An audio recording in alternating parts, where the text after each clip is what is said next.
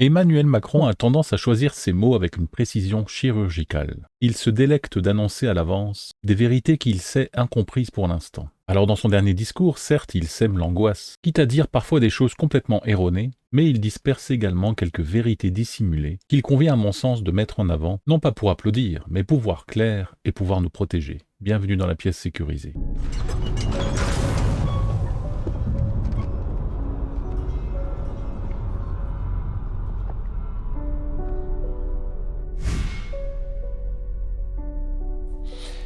Vous êtes en effet, je le sais, légitimement inquiet devant les événements historiques en cours qui bouleversent l'ordre mondial. Alors je pense qu'il y en a certains qui sont plus légitimement inquiets de ce qu'il va être capable de faire pour ces 2 prochaines années. Mais ok, la peur est son outil, la prospérité et la sécurité sont remises en jeu dans notre pays selon lui, et c'est donc un levier ancestral pour soumettre la population par le désespoir. De nombreux services vitaux pour notre population, comme par exemple la santé entre autres, nous avons déjà parlé des agriculteurs, sont dans une lente agonie, et notre pouvoir d'achat est en chute libre. Et donc il ajoute de l'instabilité et de la peur dans son discours, tout ça pour nous faire accepter ce qui vient. Nous aurons à faire de nouveaux choix budgétaires et des investissements supplémentaires qui sont désormais devenus indispensables. J'ai demandé au gouvernement d'y travailler le plus vite possible. Ce seront de nouveaux investissements qui exigent de mobiliser des financements privés, Voilà. mais aussi des financements publics. Oui. Alors les fameux financements privés. Évidemment, on sait déjà qu'il lorgne sur notre épargne. Et il n'est pas le seul. Je vous montre déjà 2 extraits très courts. Écoutez voir la porte-parole du gouvernement.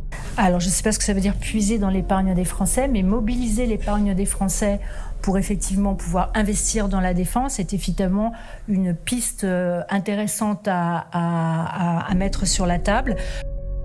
Voilà, une piste intéressante. Et puis j'aime bien, non, on va pas puiser, on va mobiliser. Voilà, donc. Alors qu'est-ce que ça va être concrètement? Ce sera probablement peut-être une sorte de livret A avec un taux assez faible pour lesquels nous serons chacun invités à mettre un petit peu d'argent dessus. Le taux sera certainement même plus faible encore que l'inflation, donc ça restera une simple perte d'argent de mettre de l'argent dessus, mais après bon, chacun est libre de faire ce qu'il veut. Mais peut-être que par la suite, on va être obligé de remplir d'abord un livret avant de pouvoir faire quoi que ce soit d'autre. On verra quelle tournure les événements prendront. Et là, vous avez le ministre de l'économie. Et avec le ministre des Armées, Sébastien Lecornu, nous allons réunir à Bercy le 20 mars l'ensemble des investisseurs privés, les assureurs, les banques, les fonds d'investissement, afin de les mobiliser.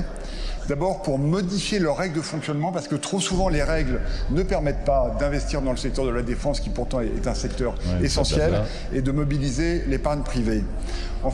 C'est ça, mobiliser l'épargne privée.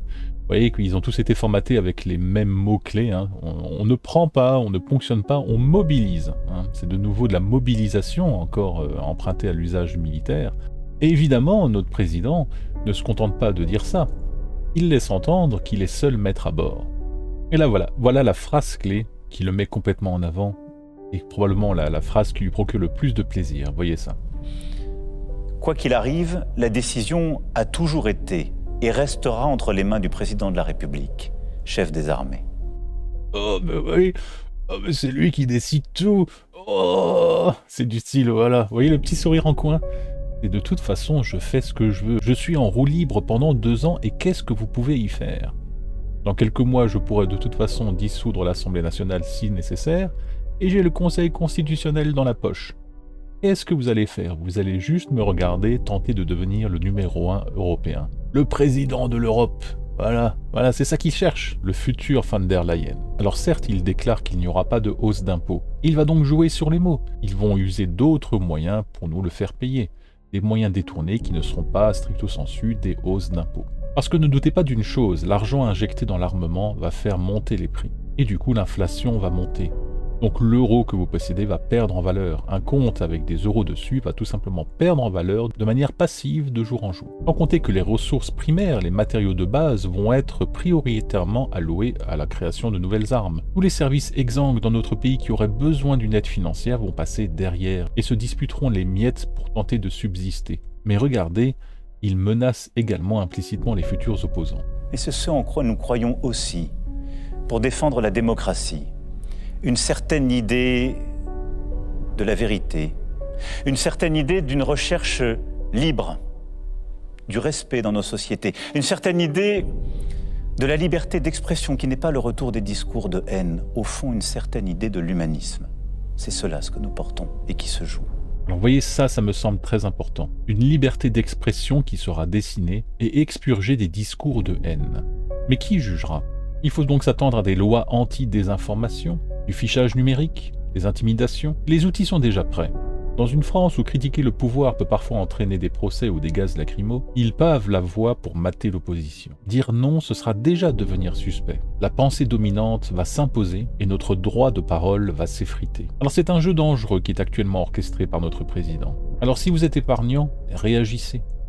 Mettez au moins une petite partie de vos ressources à l'abri hors de la zone euro. Il est tout à fait légal d'ouvrir un compte bancaire dans une banque, par exemple américaine ou suisse, qui ne dépend pas strictement de l'euro.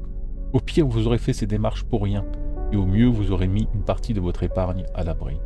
Il est à partir de là tout à fait possible de mettre un petit peu de ressources sur un ETF qui suivrait par exemple l'Inde, la Chine ou certaines entreprises américaines.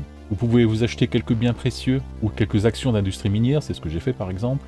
Nous reviendrons évidemment dans le détail de tout ceci dans les prochaines vidéos. Mais aujourd'hui, à vous de reprendre le contrôle, car vous avez encore le choix. Ne rien faire, c'est déjà choisir de perdre, et réagir, c'est protéger votre liberté.